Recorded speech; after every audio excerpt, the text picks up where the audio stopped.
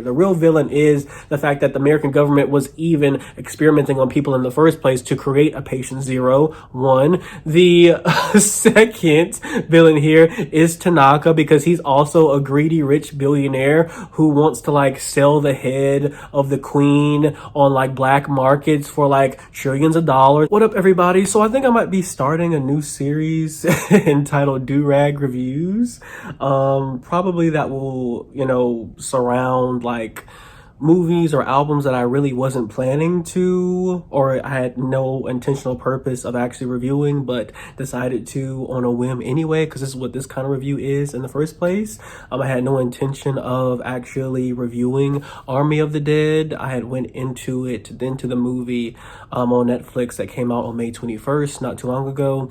I was just like, this just seems like a fun movie to watch that Zack Snyder is producing right after all of the WB, Warner's Brothers, and Justice League controversy. But I actually, when watching it and sat down and watching it, I was like, there's actually some really interesting things happening here. And if you haven't watched it, spoilers. I always do spoilers no matter what. I find it very hard to review a movie without doing spoilers. So if you have not seen the movie, have not watched the movie, go watch it and come back to this. So the entire premise of the movie is that there is this like patient zero, apparently, that was altered or experimented on by the American government, and they were transporting it to someplace else. But there's like some funny comical stuff in there about like how this like couple that just came back from Vegas from getting hitched, they're like having sex while they're, in the car and driving on the highway, along with like coming on these, army men, military men are carrying and transporting patient zero, zombie number one. And of course they run into each other, and of course the zombie gets out and sort of spreads, makes more zombies in, Las Vegas, because Las Vegas is the town nearby. The American government is going to blow up Las Vegas. They had managed to actually contain the virus and contain all of the infected people within inside Las Vegas with this barrier. And they plan on like they're giving like an evacuation notice, and then they're going to end up blowing it up with like a nuclear bomb, just to get rid of what they fucked up initially. And this team that was originally, they were in Las Vegas and they were like, I guess, escorting people out or getting people out. They have been contacted by this rich billionaire mogul. I guess his name is Tanaka or Takana or something like that. And he comes to them and he's like, well, I have some money in a safe in Las Vegas and I want you guys to go and get it. It's like what did he say? Was it like 500 million or something like that? You guys can split up however many million amongst yourselves. But I want the money before the American government goes and blows this whole thing to smithereens, essentially. And I thought it was a really interesting choice to cast Dave Bautista. I actually thought that he did a really good job. Like, I thought that like he really got to flex his acting chops in this movie, which I didn't expect. I expect him to be playing like the same old kind of big doofusy character that he does in Guardians of the Galaxy. And actually, like, his character was this like gentle giant, like, who, was a father figure, who was a husband, who was, a partner, who loved his friends and his family. And you got to see this like very soft side, his character, who I think his name is Scott or something like that, Scott Ward.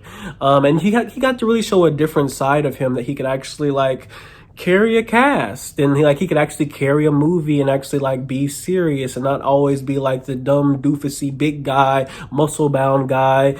Cause you insecure, so you got to be all big and muscle bound so you feel equal. That's just here to like fight and blow shit up. That really wasn't his, like, you expected him to do a lot of fighting, and he really wasn't like the biggest fighter in the group, honestly. It was very minimal, his fighting scenes in this movie, which I really liked because he actually got to like act. Dave Bautista's character Scott ended up losing his wife. She had gotten bitten, and he actually had to put her down and like kill her, which was very, tragic, and sort of put a strain on him and his daughter's relationship, because she watched him actually kill her mother essentially. And so now they have been contacted to go back in. His daughter wants to come with the old team because apparently there are some women that are being held captive by the Army of the Dead, of course, in Las Vegas.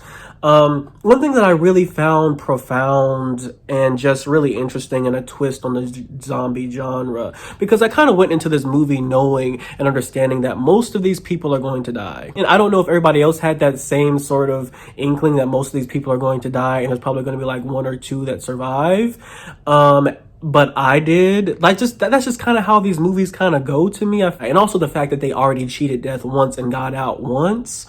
You know, like that montage scene at the beginning that is completely silent and just has like a lot of music in the background playing, which I really love, which is really like a throwback to like those old, what are they called? Like, I don't know, they're called talkies or whatever those old movies are where they just had the people like acting and like, you know, it's like black and white, and then there's just music playing or somebody's playing music at the piano or something like that. All you get is like story through the visual and physicality of what's going on, which I really loved at the beginning. That montage scene it's really, really great. But one of the things I really found profound was the fact that the zombies they were human-like. You know, I know that there is that old movie, I think it's like, I don't know if it's like iZombie or that movie. It's with like the Hulk guy. What's his name? I forget his name. But he played Beast in X-Men, like the new generation X-Men type of thing. And like he like starts to become more human or something like that. That's the concept of the movie. He starts to become more human, but it wasn't corny. Like that movie's kind of corny. This movie keeps the same ferocity of zombies and zombie nature, but it also manages to still make them feel very human-like. And there's a lot of commentary around, you know, through the dialogue as they're going into Las Vegas to retrieve this money. There's a lot of dialogue, or a little bit of dialogue about how, you know, the zombies have a community. They've built a community here with the dead have built a community here in Las Vegas where they all take care of each other. And they all seem to have a sense of loyalty and code, and they have a sense of togetherness that humans do not have. That is a comment that I think that girl, I think her name is Lily or something, that she's leading them through. She tells, you know, the rest of the team, like, no, these zombies are smarter, they're faster. They're also compassionate for one another. They have a compassionate community going on with one another, and they would also die for one another. You know, we get to see like the zombie patient Zero. He really has an affection for his, what is called, or she is like labeled the queen of the zombies. Like there's like this romance going on between them that I really found very interesting. And they have these like rituals. The zombies have these rituals and traditions, and they have these, you know, like communal meetings, and they seem human. They seem human, and they even seem more human than the human beings. There's a lot of themes of greed that's going on in this movie. You know, all of our characters except for Dave Bautista Scott's daughter, I think her name is Kate, you know, they're all out for themselves. They're all out for money. They're all after something.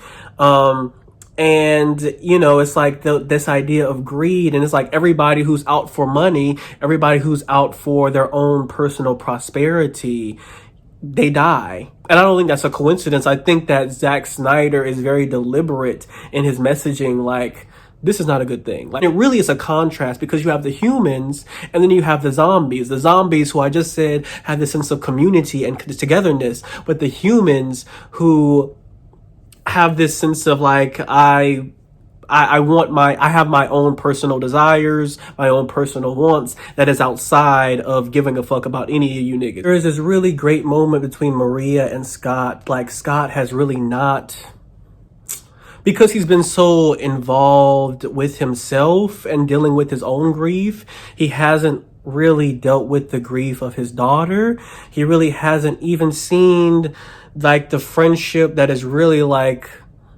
Maria actually like really loved Scott. He never actually saw it, but she was always there for him, helping him sort of trying to build back up the pieces. But he never like picked up on that, like she loved him genuinely. And then when finally realizes that, the zombies come, and of course Maria gets killed. Such a like heartbreaking moment. Like I was like, for a zombie movie, they're supposed to be scary. It's supposed to be like some aspect of horror, but there is this really, I don't even know how to express it. It's just really a heart-wrenching moment that I really felt was like really like, of course horrible, but really great in terms of making me feel something. Like so many of these like action movies, especially ones like with Dave Bautista in it, and any like they put like these the wrestler stars in it. I don't feel anything for these action movies, and there's such a sense. This is an action movie, but it's rooted in something. It's rooted in something real, something really emotional. And actually that goes to another point, because it actually came out not too long ago. I think Variety had done some type of like article. I forget who the jackass was who wrote it, but essentially they were saying they were going back and they were reviewing Man of Steel, Zack Snyder's Man of Steel, which I think Man of Steel is one of the best fucking superhero movies I have ever seen in my entire fucking life. Like that movie is the most artistic, beautiful like movie. I mean, even the storytelling in that movie, like that movie is great. And they had their critique of this movie in 2021. They're going back and reviewing it and critiquing it, and they said that the reason why they don't like it is that it lacks any sense of like emotion or heart or whatever, or feelings. And it's just like, Zack Snyder always puts this stuff in his movies. Like, how could you watch Man of Steel and be like, I didn't feel anything? There was no emotion. There was no sense of heart or love in this film. And it's just like, even in this zombie film, Zack Snyder can put that, he can make you feel that, and not just have shit blow up for no fucking reason like in fucking Marvel movies. Okay, the one action scene that I really, really, really, really loved is the one with, I think her name is Chambers. I think she's like a Canadian Chinese actress, but they portray her as Spanish in this movie, which is really interesting to me. They portrayed her as Spanish in this movie. At least that's what I got from her character. They were trying to play her as being Spanish or Latina or Latinx or whatever you want to be addressed as, Hispanic. And that was really interesting to me. But she had the best fight scene in this movie. Like when she was going through like the little sleeper zombies, and then of course they wake up because they make noise because they can't keep quiet, and then she ends up fighting her way. Like she's kicking these niggas ass. She is kicking everybody's ass. Boom, boom. Like she fights her way through, and then old bitch ass who works for Tanaka or whatever, the billionaire, it locks her in because he wants one less person on the team, and he also sees how strong she is, and so he tries to screw her by locking her in the room with the rest of the sleeper zombies, and she still manages to fight her way out of that bitch anyway, and then and then I think she's gonna make it, and of course she dies. Like she gets right there and she dies, and that's another great moment of like making me feel something for a character. And like she didn't even really have that many speaking lines, but that one scene made me want to root for her. And I was just so upset that she lost. She kicked all that ass just to die at the end. And it was just like, damn, she did all that. When you work that hard to just, and then it just all falls apart. Like everybody has felt that at some point in their life. Like I worked this fucking hard and like I still like didn't get the reward I wanted. And even though hers is, the stakes are a little bit higher, of course it's her life, but it just it made me feel something for that character, even though she didn't have that many lines in the whole movie. A few things that I didn't like in the movie: I didn't like the added thing of the zombies having a baby together, of the patient zero zombie and the queen zombie having like a child together, I felt like that really undercut the romance between the two.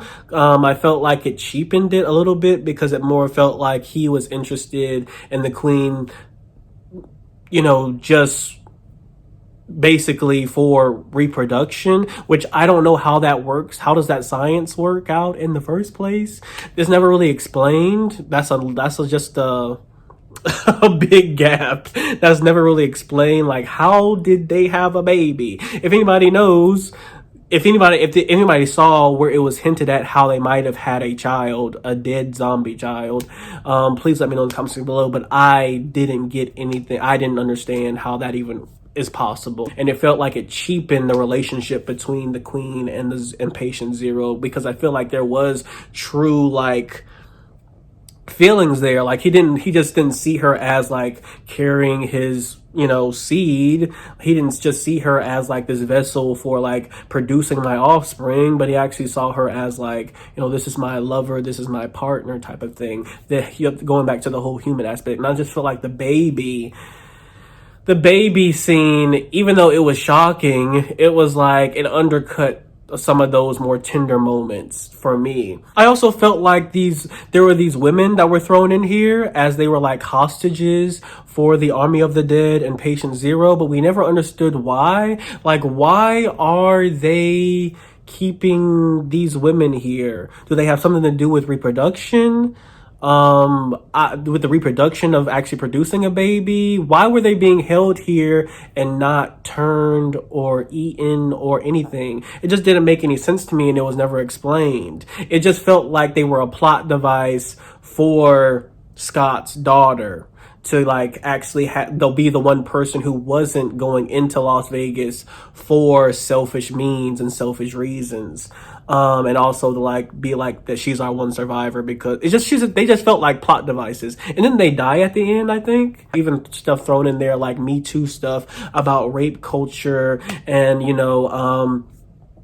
abusing women and taking advantage of women. And it just feels like, okay, but aren't you taking advantage of these women too by just using them as plot devices and not really making them full characters? They're just used to sort of build the character of other characters.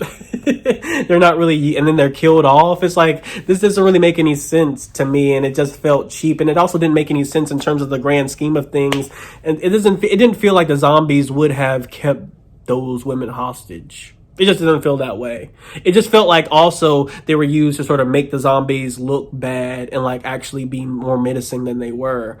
And so it was undercutting, like they needed an antagonist, and the antagonist needed to be the zombies.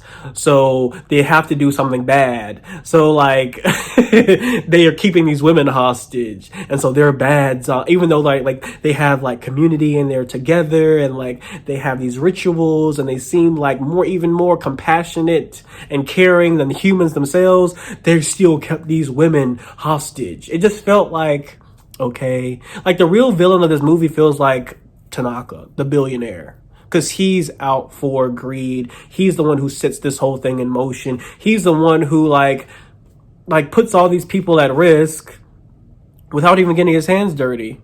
What's going to happen to him? Nothing at all. He just pretty much sent all these people into their deaths, because if you go further into the movie, you know that he ends up, he sends his guy in there with them as a part of the team so that he can screw them all at the end.